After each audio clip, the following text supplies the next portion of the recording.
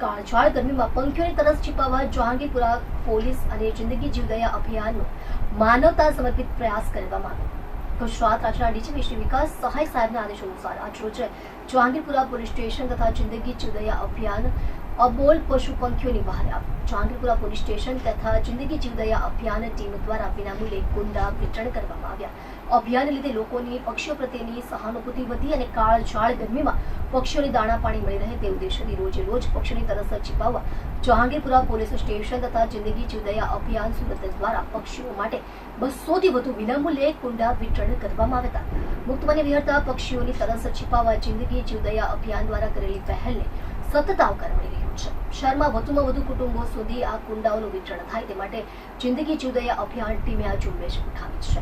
વધુમાં જિંદગી જીવદયા અભિયાનના પ્રમુખ દીપકભાઈ મહેતાએ જણાવેલ કે આ અભિયાન અનુસાર આજ દિન સુધી 3000થી વધુ કુંડાનું વિનામૂલ્યે વિતરણ કરવામાં આવ્યું છે। આજરોજ જિંદગી જીવદયા અભિયાન એનજીઓ તથા જહાંગીરપુરા પોલીસ સ્ટેશન વતી સુભાષબાગ પોલીસ ચોકી ખાતે મૂંગા પક્ષીઓ માટે પીવાનું પાણી પૂરું પડી રહે તેના માટે કુંડાઓનું વિતરણ કરવામાં આવ્યું છે। લગભગ 250 કુંડાઓ લોકોને વહેંચવામાં આવ્યા છે।